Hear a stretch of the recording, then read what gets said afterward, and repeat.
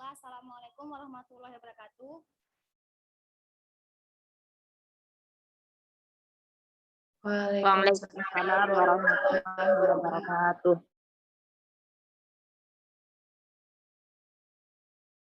Baiklah, di sini kami dari kelompok 5 akan membahas materi mengenai islah. Izinkan kami memperkenalkan diri. Saya Revina Koseka dengan NIM A1D12167 sebagai moderator, Putri Lisa Melia Gultom A1D12161, Novia Anggun Pratiwi A1D12173, Cynthia Maharani A1D12174, Cikwita Azuda Pribadi A1D12181, dan Intan Dwi Hayu Agustin A1D12183.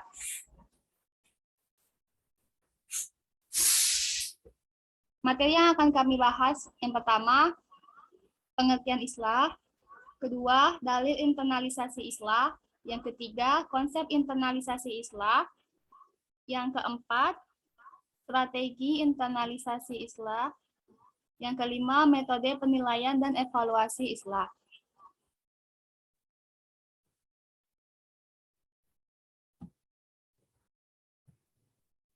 Baiklah, materi pertama akan dibacakan oleh Intan. Kepada Intan dipersilahkan.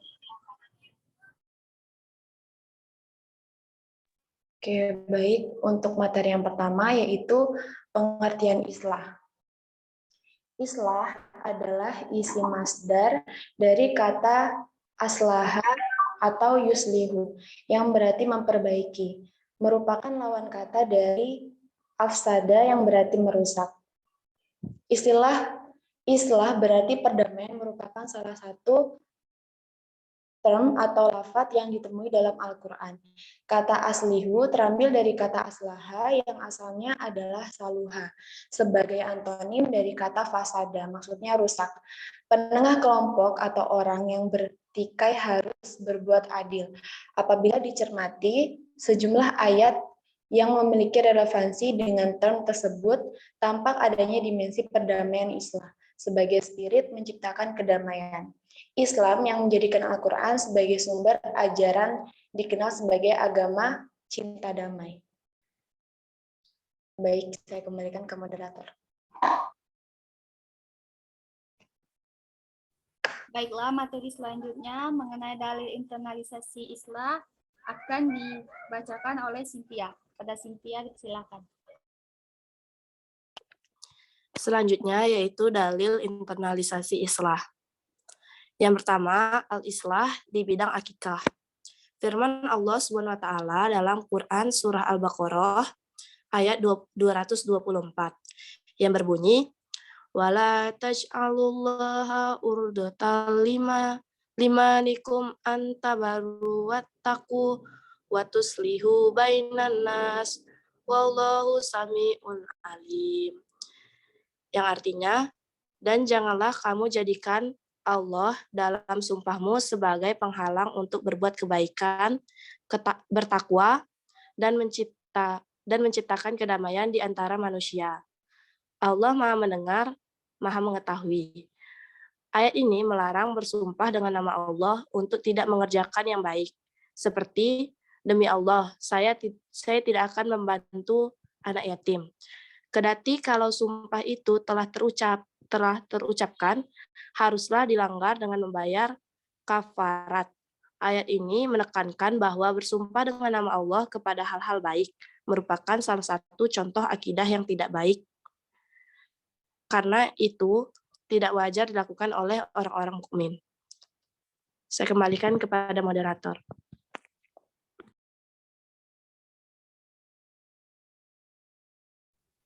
Baiklah, selanjutnya materi akan saya sampaikan sendiri.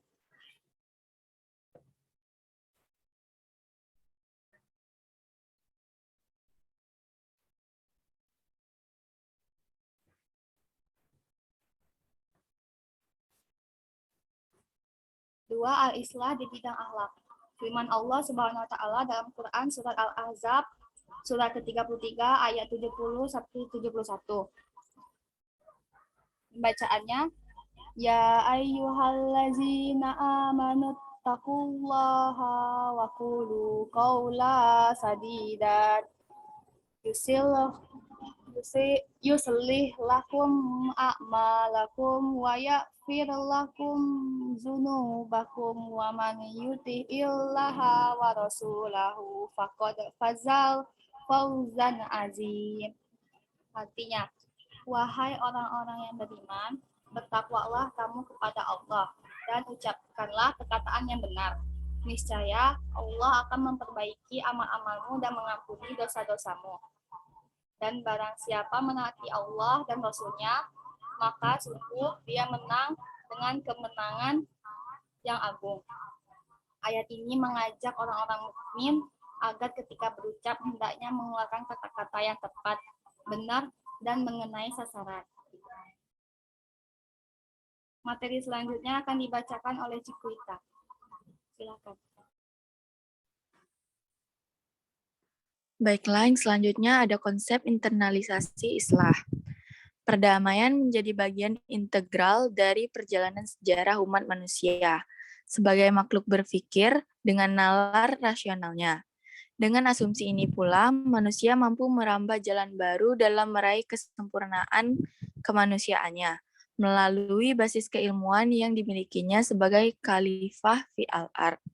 Al-Quran menyiratkan bahwa manusia sebagai khalifah fil al-ard dengan kearifannya telah dipercayakan oleh Allah untuk membangun peradabannya dengan potensi keilmuan yang dimilikinya. Kemampuan manusia menjalankan perintah Allah dan menjauhi larangannya dengan bekal keilmuannya itu menunjukkan manusia memiliki kelebihan atau keistimewaan yang tidak dimiliki oleh makhluk lain, termasuk malaikat sekalipun. Saya kembalikan ke moderator.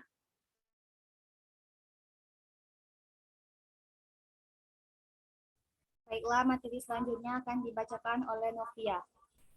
Silakan. Kemudian ada strategi internalisasi Islam. Nungkoris Masjid mengungkapkan bahwa perang yang benar atau perang yang di jalan Allah adalah perang yang menghasilkan kelestarian agama-agama dan budaya-budaya sebagaimana yang dilambangkan dalam ketuhanan pranata-pranata keagamaan.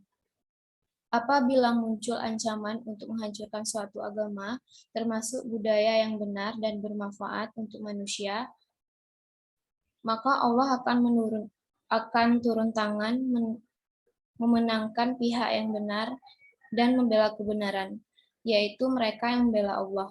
Dengan demikian, nilai-nilai yang dikembangkan oleh ajaran agama Islam adalah menghindari gerakan-gerakan radikalisme atau kekerasan. Apabila cara radikal atau kekerasan tidak dapat dihindarkan, maka perlu diperhatikan sesungguhnya cara kekerasan hanya digunakan untuk menghindari kekerasan dan penindasan atau penganiayaan. Dengan demikian, sikap radikal atau kekerasan sebenarnya adalah untuk menghidupkan suasana damai dalam masyarakat yang tercermin dalam sikap saling menghormati dan menghargai meskipun berbeda perspektif keagamaan. Terima kasih, saya kembalikan ke moderator.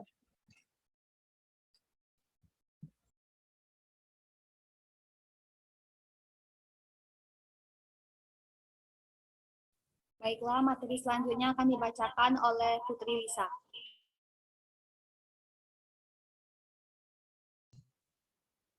Selanjutnya ada metode penulisan dan evaluasi islah. Kesuksesan pendidikan tidaklah hanya diukur dari kualitas gedung dan mahalnya biaya, tetapi lebih dapat dirasakan dari apa yang diterima oleh anak-anak agar mereka bisa tumbuh sesuai dengan potensi yang dimiliki dan berkembang sejalan dengan tuntutan agama. Karenanya, kehadiran sekolah tidak hanya ditujukan untuk mengembangkan potensi akademik semata, tetapi juga melejitkan potensi-potensi kepemimpinan, kewirausahaan, dan kemandirian yang terbingkai dalam religiusitas kedekatan dengan nilai agama. Saya kembalikan.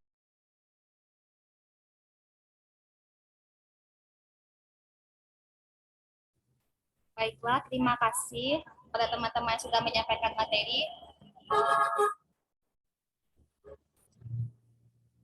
Dari pemaparan materi kami mengenai Islah, kami membuka sesi pertanyaan. Apakah ada teman-teman yang ingin ditanyakan? Izin bertanya, moderator. Pada Syarifah, dipersilakan.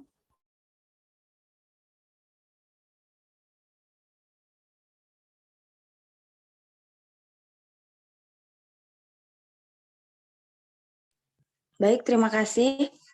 Assalamualaikum warahmatullahi wabarakatuh. Saya Syarifah Rizkia dengan NIM A1D1201068. Izin bertanya kepada penyaji. Jelaskan apakah islah penting, sertakan juga dalilnya. Perdamaian atau islah memiliki dimensi personal atau internal sekaligus dimensi sosial. Jelaskan kalimat di atas dengan contoh penerapan islah dari semua dimensi. Terima kasih. Baik, terima kasih atas pertanyaannya Syarifah. Tolong pertanyaannya ditulis kembali di kolom chat. Baiklah, teman-teman, apakah ada lagi yang ingin ditanyakan? Izin bertanya, moderator. Baik, kepada Miftah, dipersilahkan. Baiklah, perkenalkan nama saya Miftah Hujana dengan NIM A1D12172. Pertanyaan saya, bagaimana konteks pencegahan terjadinya konflik dan anjuran mempererat ukhuwah Islamiyah melalui penafsiran Islah? Terima kasih. Wassalamualaikum warahmatullahi wabarakatuh. Baiklah, terima kasih atas pertanyaannya Miftah. Tolong pertanyaannya ditulis kembali di kolom chat. Baiklah, teman-teman, apakah ada lagi yang ingin ditanyakan?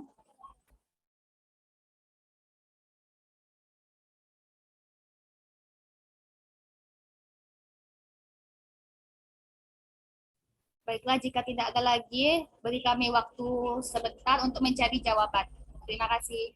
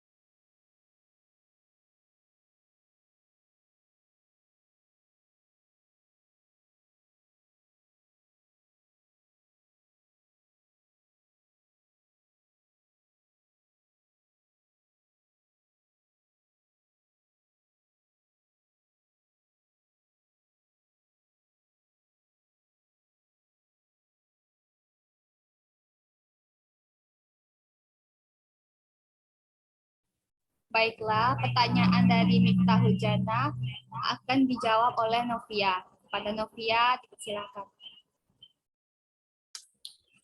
Baik, saya akan mencoba menjawab pertanyaan dari Syarifah. Dari Miftah. Bagaimana konteks pencegahan terjadinya konflik dan anjuran mempererat ukhuwah Islamiyah melalui penafsiran Islah? Nah, jadi kita lihat dari pengertiannya dulu. Jadi Islah itu menurut pengertiannya itu lebih merupakan kajian hukum yang mencakup tentang mendamaikan dan memperbaiki. Jadi islah ini sangat mengutamakan perdamaian, membawa keharmonisan, dan sangat menganjurkan orang untuk berdamai antar satu dan lainnya dalam suatu masalah atau konteks. Kemudian islah ini juga menekankan atau mempererat ikatan persaudaraan. Di samping itu, semangat perdamaian atau islah sudah juga dijelaskan di Al-Quran pada surat Al-Hujarat pada ayat 9-10. Nah, kemudian cara mempererat ukhuwah Islamiyah melalui penafsiran Islam itu, yang pertama kita dapat membangun toleransi antar agama dalam kehidupan sehari-hari. Yang kedua, memperkokoh persatuan dan kesatuan bangsa. Nah, yang terakhir, kita dapat menjaga ikatan persaudaraan antar keluarga, teman, dan lain-lain. Terima kasih, saya kembalikan ke moderator. Baik, terima kasih atas jawabannya Novia. Bagaimana dengan Miftah? Apakah bisa dimengerti? Baik, jawabannya bisa saya mengerti. Terima kasih. Baik, terima kasih kembali. Pertanyaan dari Syarifah Rizkia akan dijawab oleh Intan. Pada Intan, silakan. Baik, terima kasih moderator. Di sini saya akan menjawab pertanyaan dari Syarifah Rizkia. Yang pertanyaannya, jelaskan apakah islah penting, sertakan juga dalilnya. Lalu, perdamaian Islam memiliki dimensi personal atau internal sekaligus dimensi sosial. Jelaskan kalimat di atas dengan contoh penerapan islah dari semua dimensi. Oke, baik. Di sini saya akan mencoba menjawab.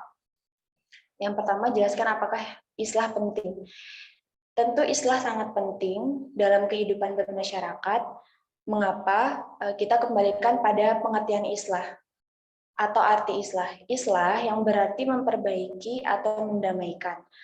Nah, menurut syariat Islam juga, tujuan islah adalah untuk mengakhiri konflik dan perselisihan, sehingga mereka dapat menciptakan hubungan dalam kedamaian atau dalam artian suatu tindakan atau gerakan yang bertujuan untuk merubah keadaan masyarakat, mendamaikan yang tidak damai, merukunkan yang tidak rukun, termasuk meluruskan informasi yang salah.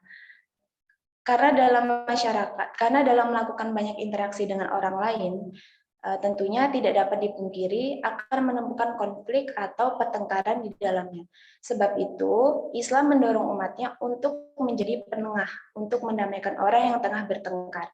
Tentunya hal tersebut sangat penting karena mengarah pada hal kebaikan dan terhindar dari kerusakan seperti perselisihan. Seperti yang diperintahkan Allah dalam surat Al-Hujurat yang tadi disebutkan oleh Novia Anggun, pada ayat 10, yang artinya orang-orang beriman itu sesungguhnya bersaudara. Sebab itu, damaikanlah.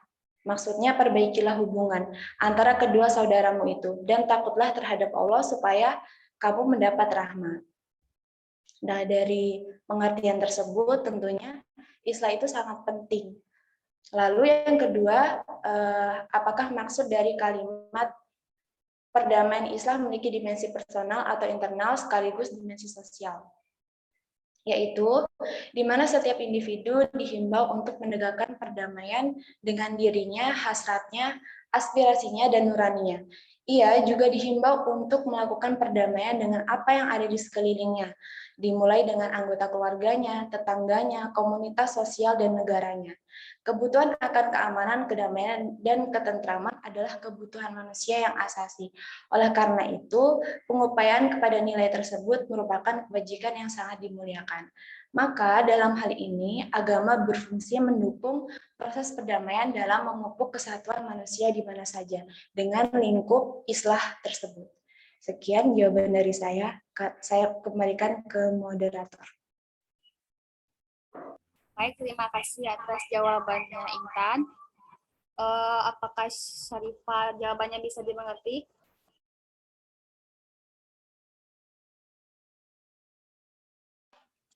Baik, terima kasih atas jawabannya, bisa saya pahami. Baik, terima kasih. Itulah tadi sesi tanya jawab dari kelompok kami. Apakah ada yang ingin ditambahkan lagi dari teman-teman semua?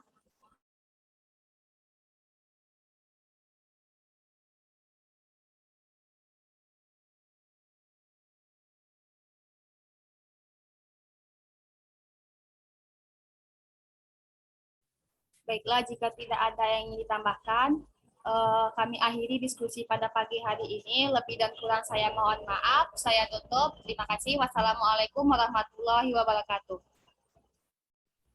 Waalaikumsalam warahmatullahi wabarakatuh.